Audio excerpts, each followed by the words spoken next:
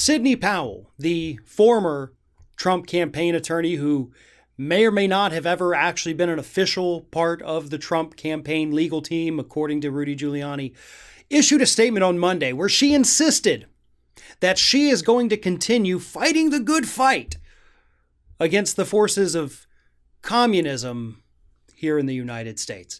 This is the statement. Well, before I read the statement, let me back it up. Obviously, if you're not familiar with Sidney Powell, last week, Sidney Powell is the woman who came on during that press conference at the Republican National Committee headquarters, standing next to Rudy Giuliani, who's melting his hair paint off.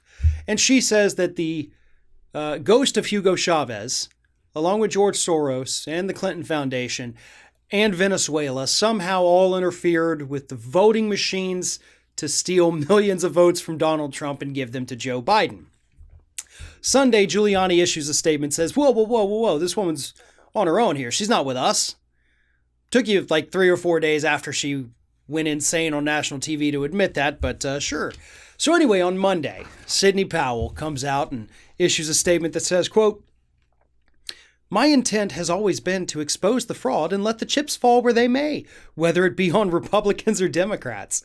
The evidence I'm compiling is overwhelming that this software tool was used to shift millions of votes from President Trump and other Republican candidates to Biden and other Democrat candidates.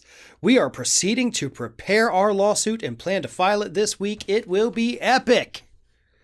We will not allow this great republic to be stolen by communists from without and within, and our votes altered or manipulated by foreign actors in Hong Kong, Iran, Venezuela, or Serbia." What an interesting ragtag group of international players, right? Hong Kong, Iran, Venezuela, Serbia, the usual suspects, right? When you think election fraud, your mind immediately goes, those dang Serbians.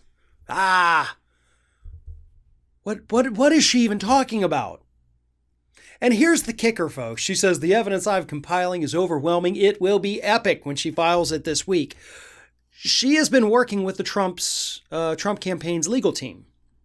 And they have lost every single lawsuit they have filed because they haven't been able to produce a shred of evidence. So if she has this evidence, why wait? We all know the answer. Every sane, rational thinking person in this country understands that what she is describing did not happen. There was no massive voter fraud. But let's take it a step further. This woman just vowed to continue to fight figments of her own imagination. That is what she said. These communists, they're everywhere. They're everywhere. My God, she is still in her brain has this arrested development in the Red Scare, which is so much worse than what the new Red Scare was, with Russia being the enemy everywhere you turn during the Trump years. But she's still stuck in like Cold War era mentality, and that's terrifying. Because as far as we know, this woman is licensed to practice law. I know it may seem like she's not, but apparently she is.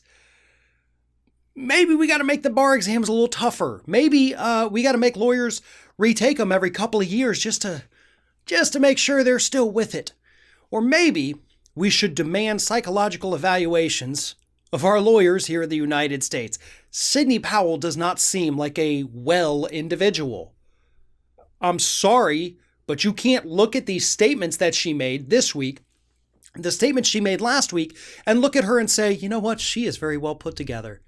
She absolutely doesn't need a team of people analyzing her to see if she's a threat to herself or to other people.